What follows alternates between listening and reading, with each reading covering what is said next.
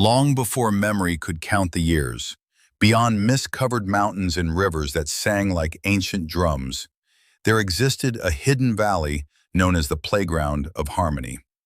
It was not a playground for children alone, but for warriors, spirits, and dreamers who believed strength and joy must live together.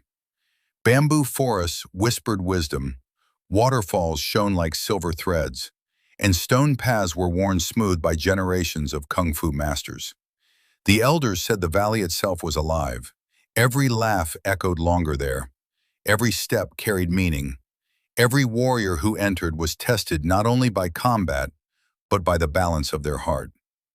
Many years after legendary heroes faded into stories, the valley began to lose harmony. Shadows crept into forests.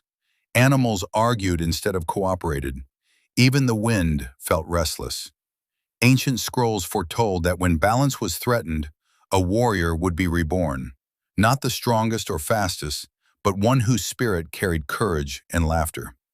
Far away in a quiet farming village near the mountains lived a clumsy young panda named Bao.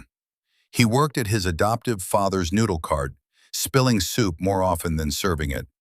Bao dreamed of kung fu every night, yet in reality he tripped over baskets and startled chickens. Villagers laughed kindly, calling him the panda who fights imaginary battles. Still, Bao felt something different inside him. When wind passed through bamboo, he heard faint whispers.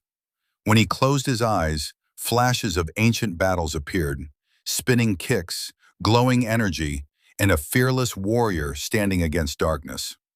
One evening, while delivering noodles, Bao noticed an old tortoise sitting beneath a lantern. The tortoise's eyes were calm and deep. "You carry memories that are not yours," the tortoise said. Bao blinked. "I just carry noodles, sir." The tortoise smiled gently. "And destiny." He revealed himself as Master Shan Yun, guardian of the Playground of Harmony, who had searched years for the reborn warrior. Bao laughed nervously, certain there was a mistake. But when Master Shan Yun tapped Bao's forehead with his staff, energy rippled through the air. Lanterns flickered and dust spiraled upward. Without thinking, Bao caught a falling bowl behind his back with perfect precision. The movement was flawless. Master Shan Yun nodded. "The dragon spirit remembers." Afraid yet excited, Bao followed the master into the mountains that very night. The journey was filled with trials. Bridges swayed over deep valleys, and whispering winds tested Bao's patience. After slipping into a rushing river, Bao leapt farther than he ever thought possible while saving the master's staff, surprising even himself. At last they reached the Playground of Harmony, where warriors trained across courtyards carved into stone cliffs. This was the Jade Team, defenders of balance. Mei, the swift red fox, Rong, the powerful ox, Lian, the graceful crane, and Jun, the mischievous monkey, watched Bao with disbelief. "This is the chosen warrior?" Jun asked, trying not to laugh. Bao waved awkwardly and immediately tripped over a training pole. Training began the next morning, and it was disastrous. Bao fell during meditation, rolled downhill during balance practice, and crashed into a dumpling cart during sparring. Yet he never stopped smiling. Slowly, the team noticed something strange. Whenever Bao trained, their own movements improved.